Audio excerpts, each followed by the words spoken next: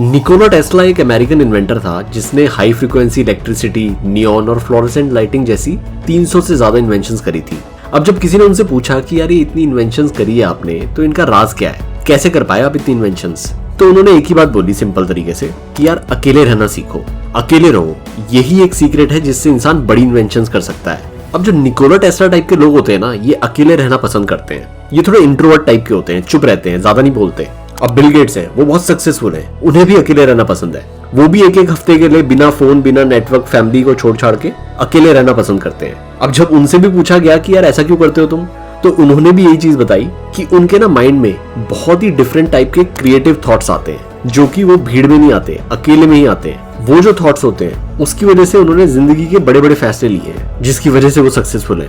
तो ये जो इस टाइप का नेचर होता है ना, थोड़ा अकेले रहने का, ये आदमी ना बहुत ज्यादा क्रिएटिव होते हैं, थॉटफुल होते हैं, और ये ना कुछ बड़ी बड़ी चीजें कर जाते हैं। अगर तुम जिंदगी में बड़ा बनना चाहते हो, कोई बड़ा लक्ष्य है, सक्सेसफुल होना चाहते हो, उसके लिए पहले अकेले रहकर अपनी वैल्यू बढ़ाओ। तो आज मैं तुम्हें अकेले रहने के फायदे बताता हूँ। तो शुरू करते हैं। अब पहला है इंडिपेंडेंस एंड फ्रीडम। जब आप अकेले रहते हो, अकेले अपना काम करते हो, तो अपने आप ही ना ऑटोमेटिकली आप अपने शिप के कैप्टन बन जाते हो। तुम्हारे पास फ्रीडम होती है अपनी जिंदगी को ऑर्गेनाइज करने की। मानोगे ये बात? तुम्हें अच्छे से पता है कि क्या तुम्हारे लिए अच्छा है, क्या बुरा है, उसी हिसाब से तुम अपने रूल्स डिसाइड करते हो।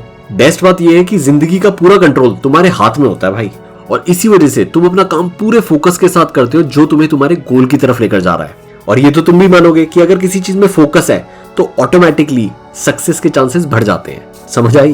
तो चलो नेक्स्ट पॉइंट पर आते हैं, इंक्रीज्ड क्रिएटिविटी। जब यार इंसान अकेले में काम करता है, अकेले होकर सोचता है, तो उसकी क्रिएटिविटी बहुत बढ़ जाती है। उसके माइंड में DMN मतलब डिफॉल्ट मोड नेटवर्क में ज्यादा एक्टिविटीज होनी स्टार्ट हो जाती हैं, जिससे दिमाग में बहुत बढ़िया बढ़िया आइडियाज आते हैं। यार जो तुम दुनिया में बड़े बड़े साइंटिस्टों के नाम सुनते हो ना, जैसे एल्बर्ट आइंस्टीन, न्यूटन, आपका निकोला टेस्ला, इन्होंने जो आविष्कार करे, ये जो इन्वेंशंस करी हैं, ये अकेले में ही रहकर करी हैं। चलो यार अब थर्ड पॉइंट पर आ जाते हैं, personal growth and self discovery. यार जब आप अकेले में टाइम स्पेंड करते हो, जब कोई और नहीं है आपको इन्फ्लुएंस करने के लिए, कोई और आपका दिमाग नहीं भटका रहा, तो तुम किसी की बातों में नहीं आते। मानोगे इस बात को? तो जो तुम्हारे डिसीजंस है ना, वो बेटर हो जाते हैं। तुम बेटर तरीके से अपने आप को समझते हो, क्योंकि कोई और तुम्हें इन्फ्लुएंस नहीं कर रहा होता। तो जो तुम्हारे इंटरेस्ट है, तुम्हारे पैशन है, तुम्हारी हॉबीज है, तुम अपने आप को जानते हो, सेल्फ डिस्कवर करते हो। तुम अपने इमोशंस को, अपनी जिंदगी को, अपने जो थॉट्स चल रहे हैं दिमाग में, उनको बेटर तरीके से समझते हो।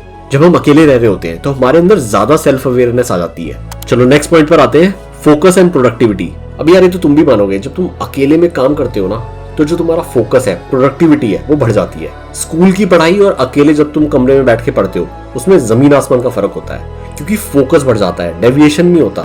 तुम खुद ही सोचो यार, कोई रूममेट नहीं है, कोई दोस्त नहीं है जो तुम्हें डिस्ट्रैक्ट कर रहा है, तो फोकस तो बढ़ेगा ही ना। यार एक बार तुम खुद सोचो कि तुम अपने लिए एक ऐसा एनवायरनमेंट क्रिएट कर सकते हो जो सिर्फ और सिर्फ तुम्हारे गोल्स और टारगेट्स के हिसाब से हो। चाहे वो आपका रूम सेटअप हो, चाहे वर्क प्लेस का सेटअप हो, कहीं आपने कोई विजन बोर्ड लगा रखा होगा जहां तुमने अपने टारगेट्स लिखे होंगे, तो यार तुम पूरा जो सेटअप है वो तुम अपने हिसाब से कर सकते हो। बेसिकली तुम माहौल बना सकते हो अपना फोकस और प्रोडक्टिविटी बढ़ाने के लिए। और यार जब कोई डिस्ट्रैक्शन ही नहीं होगी तो कंसंट्रेशन बेटर होगा, तो पढ़ाई, काम या तुम जो भी प्रोजेक्ट कर रहे हो, फोकस और प्रोडक्टिविटी तो बढ़ेगी ही ना। अब चलो लास्ट पॉइंट पर आते हैं, पर्सनल रिस्पॉन्सिबिलिटी और लाइफ स्किल्स। अब तुम खुद सोचो, जो बच्चा 12th तक अपने घर पे रहा, मम्मी पापा ने उसका ध्यान रखा, टाइम पे खाना मिल गया, कपड़े मिल गए प्रेस करे हुए, अब जब वही बंदा कॉलेज में जाता है या अपना शहर छोड़ के कहीं और जाता है पढ़ने या नौकरी करने, तो यार सारी चीजें उसको खुद मैनेज करनी पड़ती हैं। यार मेरा खुद का भाई, रियल ब्रदर, रियल एक्सपीरियंस बता रहा हूँ, जब वो घर से बाहर निकला था ना 12th के बाद, उसे ATM से पैसे निकालने तक नहीं आते थे, और आज की डेट में वो USA में डेटा साइंटिस्ट है। तो यार जब आदमी बाहर निकलता है ना, तो वो अपने आप के लिए खुद रिस्पॉन्सिबल होता है। तो जो लाइफ स्किल सीखता है ना, वो चाहे वो खाने बनाने की आदत हो, सुबह उठने की आदत हो, कोई मम्मी नहीं होती सर पे कि बेटा उठ जा, बेटा उठ जा, सब कुछ खुद करना पड़ता है। यार जब तुम सब कुछ खुद करोगे तो ये तो 100% प्रूवन बात है कि यार कॉन्फिडेंस तो आएगा ही। तो दोस्त कुछ टाइम के लिए अकेले रहने की आदत डालो, अपने आप को पहचानो, अपनी स्ट्रेंथ्स पर काम करो, लाइफ स्किल्स सीखो। कमेंट बॉक्स में जरूर लिखना कि क्या तुम अकेले रह सकते हो और अपने गोल्स को अचीव कर सकते हो। चलो अगले वीडियो के लिए तैयारी करते हैं।